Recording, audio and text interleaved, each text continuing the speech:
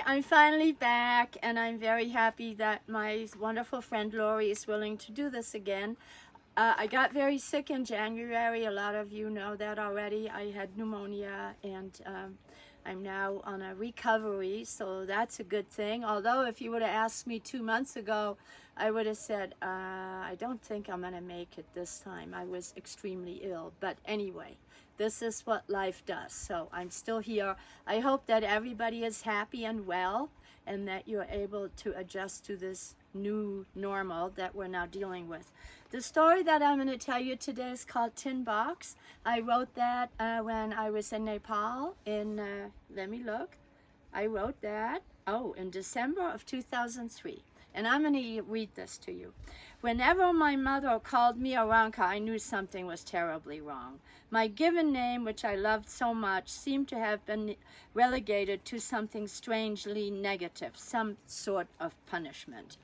This is something I couldn't explain. However, that's how it was. She would usually call me Anka or Ankaline, or my French grandmother always called me Putti or Puttiline. Then the world was okay when they called me that. But when I heard that booming voice of my mother, Aranka, I thought, oh crap, what did I do? So when I heard her like that, I said, well, wait a minute. I washed all the clothes.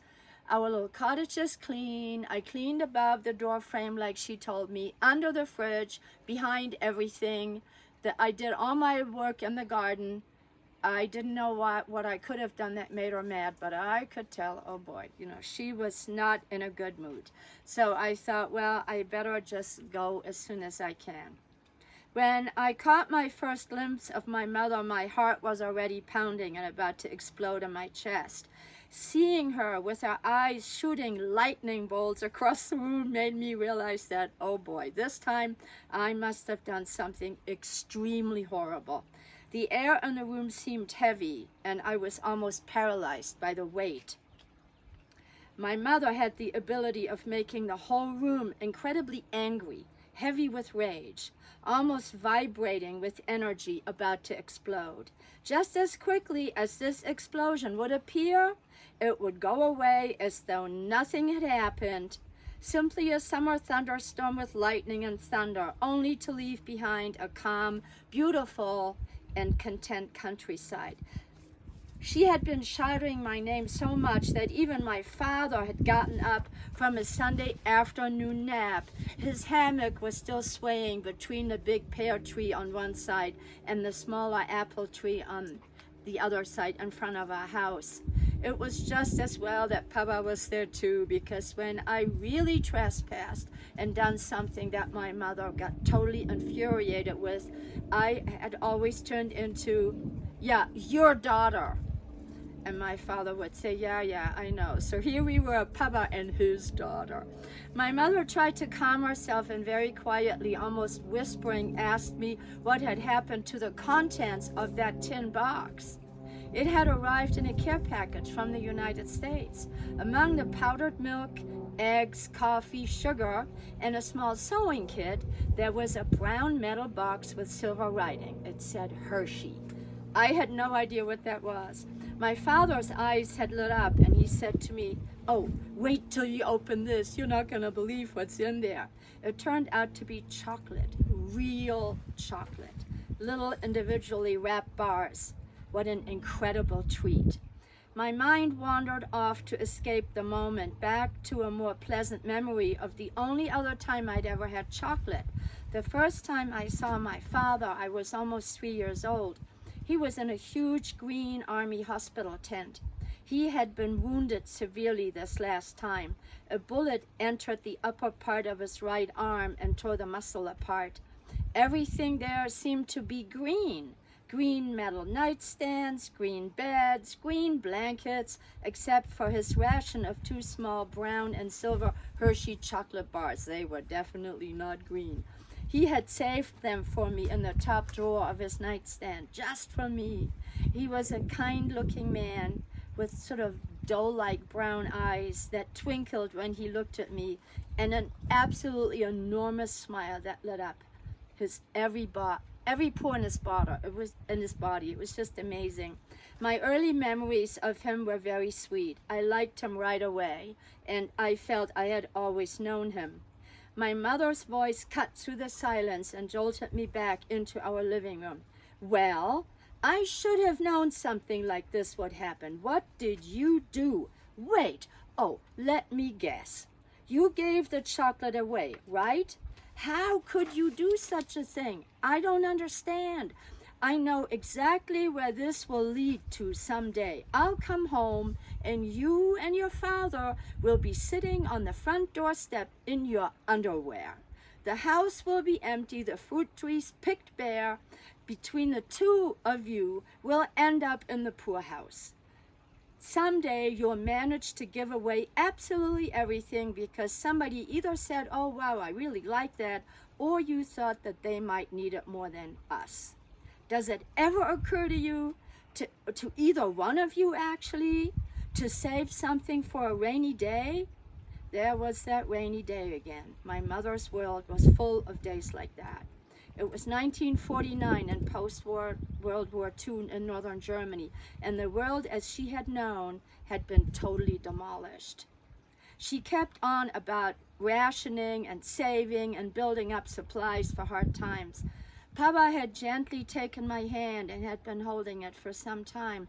The tears were streaming over my cheeks, and I felt hot and couldn't understand why she was so mad. I thought it was a good thing to share the chocolate. I had proudly taken the box to school and shared the bars. This had been a happy and joyous event at my school, and I felt that warm glow in my stomach and my heart that I knew and liked so well. Papa said quietly, I think it's time to go. That's right, just walk out, your usual way of handling something. Walk away like nothing has happened. This is how you handle something unpleasant. Papa and I walked silently through our garden, her voice trailing behind us, my hand firmly clutched in his, tears still running over my face. Every so often he'd take his big white handkerchief to wipe my face and stroke my head with his hand. Those white oversized handkerchiefs, I only knew those too well. That was part of the laundry I used to have to do. Papa had about 24 of them.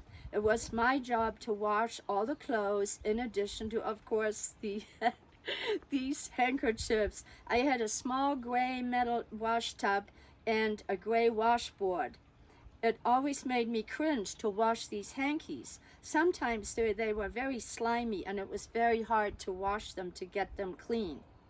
By the time I had them all hung up to dry and they were ready to be ironed, I enjoyed making them into just the right amount of little bit of starch. Even though I can hear my mother's voice still now, not too much, otherwise it'll scratch Papa's nose.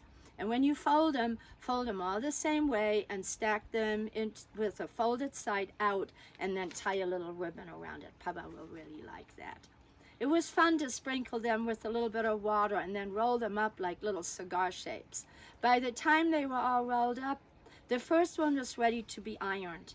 I took great delight in pressing them without wrinkles and folding them exactly so all edges would line up properly, just like my mother had taught me. It was important to me to please my mother, so I was extra careful in following her instructions. Besides, there was always at least one of my cats perched on the ironing board, keeping me company while I worked. Papa and I walked for a long time in silence, maybe an hour or more. My hand felt that it had almost fused with his, as though we were one. I felt safe outside of the wrath of my mother. We had reached the forest, and when we got to our little summer house, we sat down. The summer house was 2 tree stumps covered with moss and leaves next to a small pond with a beautiful roof of branches from an enormous horse chestnut tree. This was our secret place. Papa and I would go there to have those special times, our secret talks. We were sitting on our velvet living room chairs, Papa's arm around my shoulders. I have to stop for a minute because I can't talk anymore, so I shall have to take a sip. Here's to you. Cheers.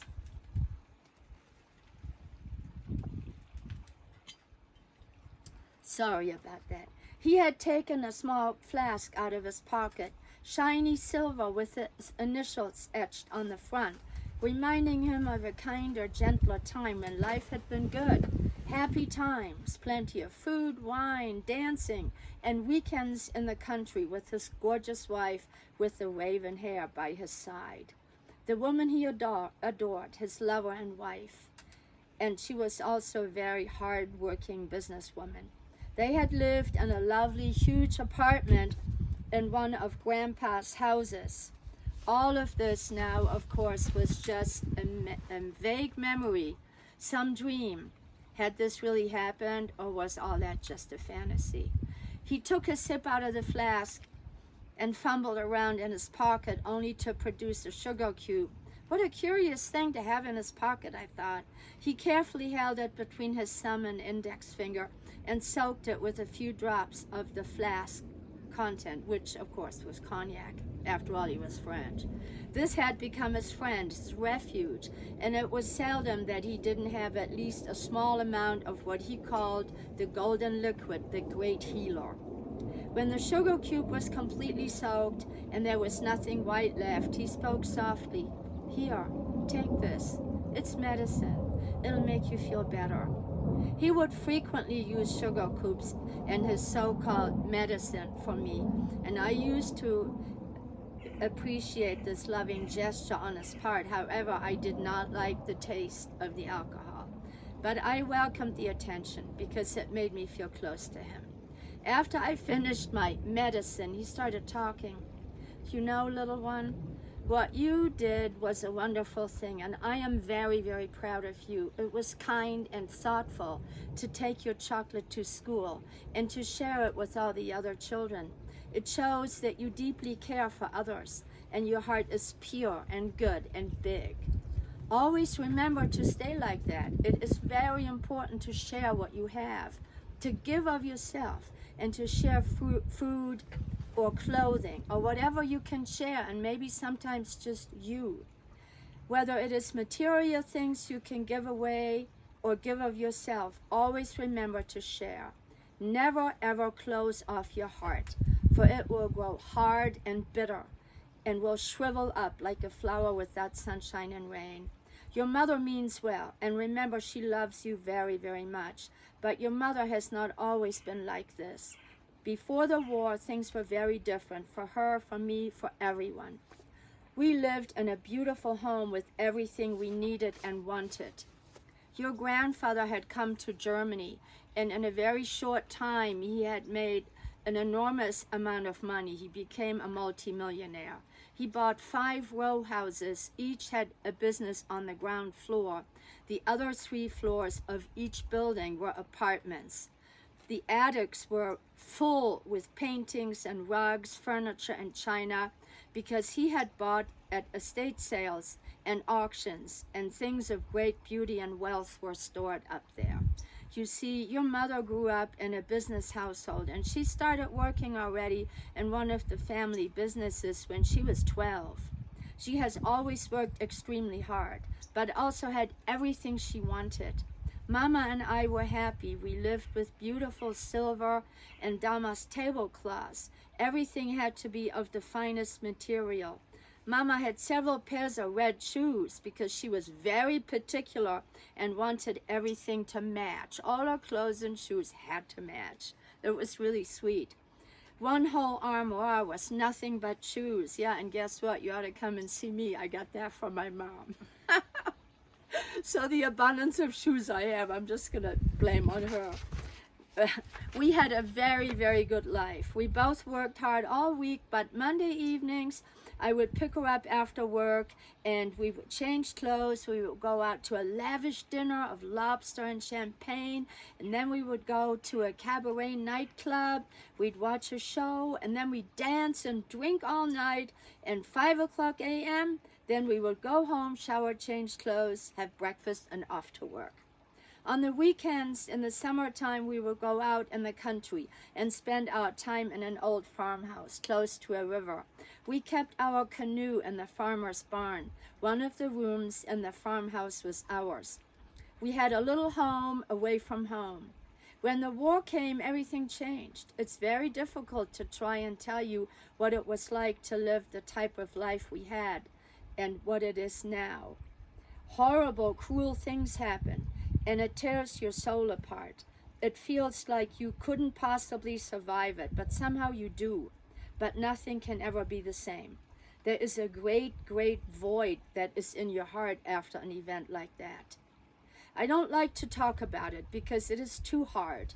The pain is more than I can bear. It is as though great parts of me have been ripped out. They're just gone, like part of my soul is missing. I feel crippled, even though I still have both my arms and legs. There are big parts of me that are forever gone. Your mother has suffered incredible hardships, and although she is a basically sweet woman, the war has made her bitter, angry, and resentful. Above all, she wants to save things. She no longer wants to share anything because she's afraid that times will be so horrible again, and she's trying to prevent some of those horrible things happening to you by saving things so you'll have them someday. That's why she got so angry at you when she found out that you had given the chocolate away. She thought of you. She thought it would be better to save the chocolate and just keep it for yourself. You have to remember that you mean absolutely everything to her. The most important thing in her life is her little girl. You gave her the strength to get up every morning. She gets her energy and tenacity because she has you. If it weren't for you, I don't know what would have happened to your mother. The only reason she gets up and goes to work is to make things better for you. She wants your life to be easier than hers. She wants for you what she had before the war, not what she has now. When she gets so mad at us for giving things away, it's only because she is afraid that we'll need it someday and we won't have it. She has forgotten that it is good to give and share when you can. And even when you can't, you should still share. And when everything is gone, there will be someone else who will be willing to help us. There is an old saying. It goes like this: the hand that does not give does not receive. I believe in that. As you grow up, don't forget this. It would be wonderful if I could give you beautiful things, buy you expensive toys, but I can't. Get you a horse like you would like, buy you a piano, give you a swimming pool. I can't do any of that. What I can do, I can give you precious things nevertheless, more precious and valuable in a different way. I can show you the richness in giving and teach you the beauty of the world. It's full of miracles all around you, all the time. Just look at the sunrise every morning, the colors of the sunset at night. Feel the quiet when the sun goes down, and you can feel all the creatures of the day going to sleep at nighttime. Oh, this is interesting. What happened? Sorry. In our garden alone, you can see more beauty than a person deserves in a lifetime. And it is forever changing and renewing itself. There are few things more beautiful than our peach tree, the apple tree, and the cherry trees when they bloom in the spring, when they are covered with delicate flowers bursting forth after their winter sleep. After a spring rain, with water droplets left on tulips and daffodils like thousands of diamonds resting on their leaves, the soil smelling rich and fertile, ready to give us an abundance of sweet-tasting carrots and peas, ripe red tomatoes. Yes, and what about your favorite, those beautiful strawberries and the red raspberries, and yes, I know, and the blackberries, and those plump yellow gooseberries. Yes, and also the red ones. Our garden is a small piece of heaven, a place where I feel safe and surrounded by beautiful things, and most important, all the people I love. Sometimes when I hold you, my chest feels as though it will simply burst. My heart is full of happiness and gratitude for my little girl, my sunshine. That's why I always say that you are different. Of course, I love your grandma, and she's my mother, and your mother, but you have a very special place in my heart. I love you from here to the moon and back again. And I want all that is good and kind for you. Hopefully, I will be on earth long enough to teach you what is dear and important to me. If I can do that, if I can make you see the world, I see it through my eyes, then I have done my job. My greatest wish is to teach you to respect and admire nature, to become an integral part of it, to work with it and not fight against it. Learn to appreciate the butterfly gathering nectar. If you can grow up and keep those values in your heart, you'll always be content, happy, and incredibly rich. For material things, you work hard and then you buy what you can. But if you can't appreciate what nature has to give you for free, you'll always be poor, no matter how much money you have in the bank. There will be no joy and love in your life, and you might as well dig yourself a grave and just lie down and die. When you think of what your mother did and how she reacted, don't judge her too harshly. Your mother is doing the best she can, and always remember she loves you more than anything. He drew me close and kissed me on top of my head. Let's go home.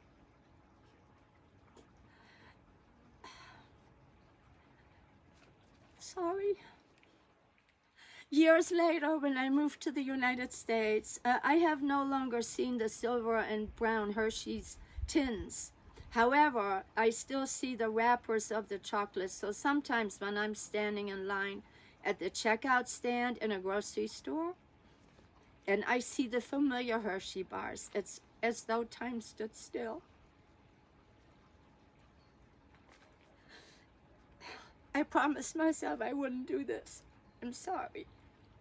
But I can still feel the comforting, warm waves in my stomach and heart, that safe arm around my shoulders, and the reassuring word from a very wise man, who was my father. He gave me the greatest gift of all.